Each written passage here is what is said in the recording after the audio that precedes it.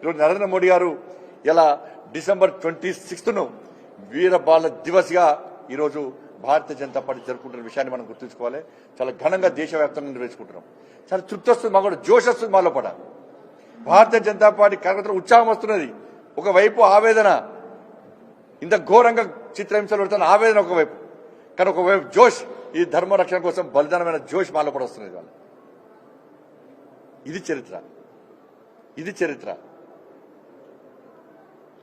వాళ్ళు ఏం జరుగుతుంది తెలంగాణ రాష్ట్రంలో? ఇటువంటి చరిత్ర విషయంలో, ఇటువంటి విషయంలో మీరు నిధులు కేటాయించండి.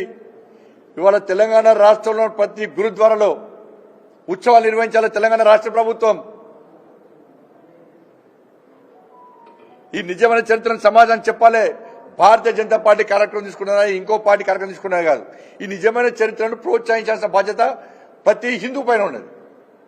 అది political party, Congress party, BRS, communist, ఎవరైనా కానీ ఈ చరిత్రను సమర్థిస్తారా, మీరు వ్యతిరేకిస్తారా? Congress party, BRS party. మొన్నటి దాకా బీఆర్ఎస్ పార్టీ రజాకార్ల వారసుల పార్టీతో అంటగాగింది. మొన్నదాకా వాళ్ళ ఓట్ల కోసం. ఇవాళ కాంగ్రెస్ పార్టీ ఏం చేస్తుంది? తబ్లిక్ జమాత్ అనట.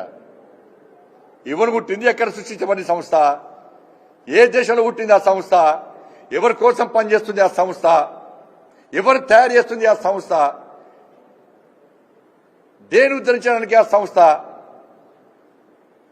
కేవలం మత మార్పులను ప్రోత్సహించే సంస్థ తబ్లిగీ జమాత్ సంస్థ.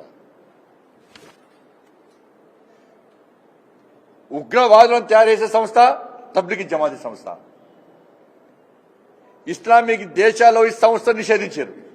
ఇస్లామిక్ దేశాల్లో ఉగ్రవాదులను తయారు చేసి పెంచి పోషిస్తున్న సంస్థ అని చెప్పి ఈ సంస్థ నిషేధిస్తే, ఇవాళ ఆ సంస్థ ఇక్కడ తెలంగాణ రాష్ట్రంలో బహిరంగ సభ ఏర్పాటు చేసుకుంటుందని చెప్పి 3 కోట్ల రూపాయలు తెలంగాణ రాష్ట్ర ప్రభుత్వం కేటాయించింది. 3 కోట్ల రూపాయలు. ఎవరిని అయ్యే జాగిరి, ఎవరి తాత జాగిరి? ఎవరిని సొమ్మిస్తున్నారు మీరు? ఎవరికి ఇస్తున్నారు సొమ్ము మీరు? ఇలా గురుద్వారాలకు ఎందుకు వేయలే? ఈ చరిత్ర గురించి నరేంద్ర మోడీ గారు చెప్పినాక మీరు ఎందుకు స్వాగతించలే?